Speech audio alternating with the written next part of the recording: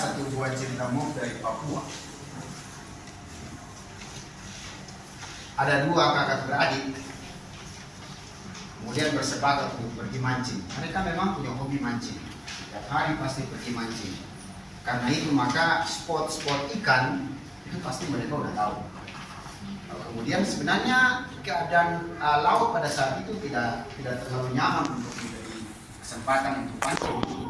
Tetapi karena terlalu saking hobinya dan ingin untuk mancing, maka mereka berdua putuskan untuk pergi mancing. Lalu kemudian sampai di tempat mancing, sementara asik-asik narik ikan, tiba-tiba datanglah badai angin ombak yang kencang. Lalu akhirnya perahu mereka hampir terbalik ke dalam. Lalu kemudian si kakak spontan berlutut di depan perahunya, lalu kemudian berlutut dan berdoa kepada Tuhan, Tuhan, tolong kami, selamatkan kami. Saya berjanji kepada Tuhan, kalau misalnya kami selamat, maka sebentar sampai kaki saya injak daratan, maka semua ikan bagus-bagus di sini saya akan persembahkan kepada Tuhan. Saya berikan kepada gereja. Dan ternyata Tuhan mendengarkan doanya. Akhirnya mereka tibalah sampai di darat. Saking senangnya itu, dia sudah lupa janjinya kepada Tuhan. Dan dia bawa semua ikan itu berjalan menuju ke rumahnya. Sudah tidak lagi pergi ke gereja sesuai dengan janjinya. Di tengah perjalanan, dilihat begini, begitu banyak orang kampung, orang sekampungnya itu sibuk lari ke sana kemari sambil membawa ember. Ternyata mau menyelamatkan satu buah rumah yang pada saat itu kebakaran. Lalu kemudian semakin dekat dia melihat rumah itu, dia baru mulai sadar, ternyata rumah itu adalah rumahnya sendiri. Terus langsung dia berlutut lagi di jalan dan dia berdoa, Tuhan tolong, masalah di laut saja, jangan kau bawa lagi ke darat.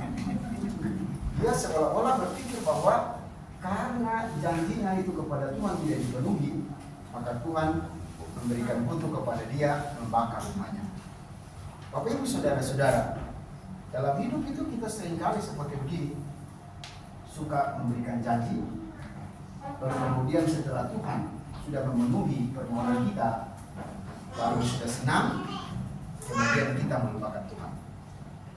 Pada saat susah, orang ingat Tuhan. Tapi ketika sudah senang, orang mulai melupakan Tuhan. Ada satu buah pepatah bahasa Latin berbunyi seperti begini. Verba docem, exempla trahum. Kata-kata itu bisa menguap. Kata-kata itu bisa hilang.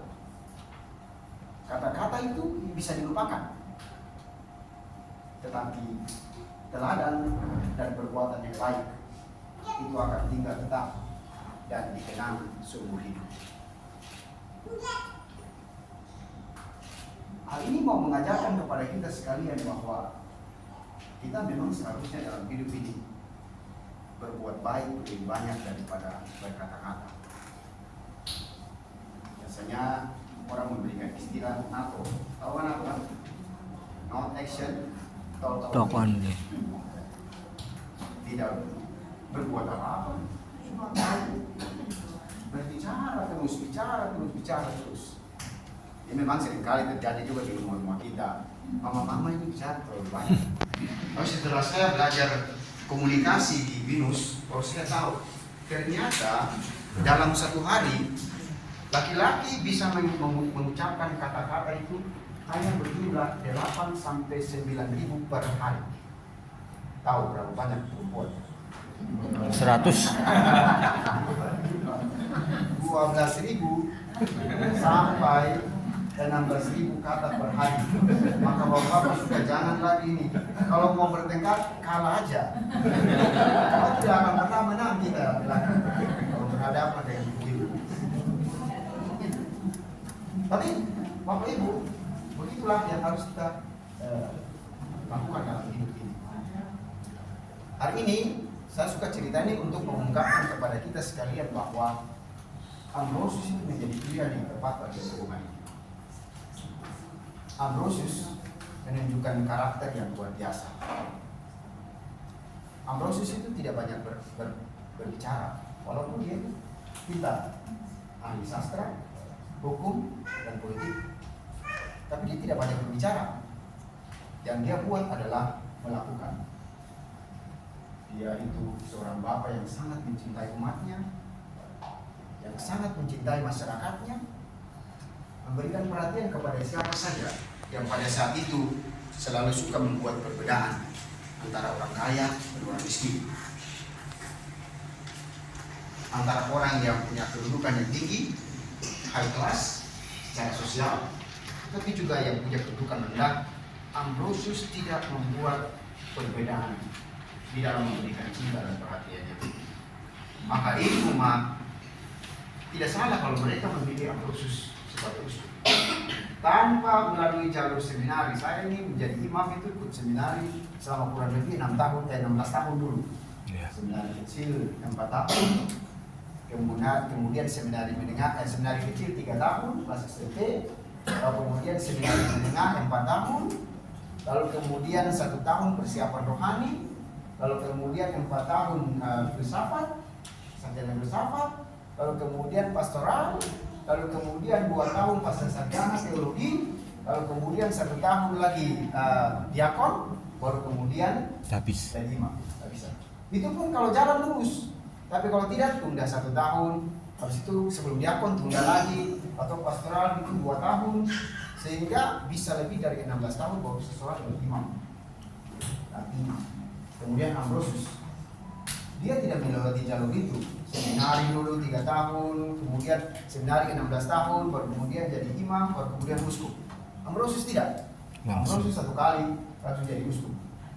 Biasa ya. Kalau di antara kita sekalian bapak-bapak di sini 1 kali langsung, oh kamu ditunjuk untuk jadi uskup. Dia bawa tulis surat ya. Tahu bapak ketua lingkungan di sini, kamu ternyata diangkat oleh umatmu sebagai uskup. Wah, luar biasa. Ini jarang-jarang terjadi di dalam kehidupan kita sebagai orang Katolik di seluruh dunia. Itu jarang sekali terjadi seorang awam diangkat secara khusus langsung menjadi seorang uskup. Dan Ambrosius sungguh menunjukkan sebuah teladan yang baik. Bapak Ibu, Ambrosius membentuk dirinya itu seperti membangun rumah di atas batu. Dia memiliki karakter seorang Kristiani yang sejati. Karakter itu dibangun karena kedekatannya dengan Tuhan, karena kedekatannya dengan umatnya. Ambrosius melihat orang lain, melihat saudara yang lain, melihat umat itu seperti dia melayani Allahnya sendiri. Ambrosius sungguh-sungguh luar biasa, pribadi yang luar biasa.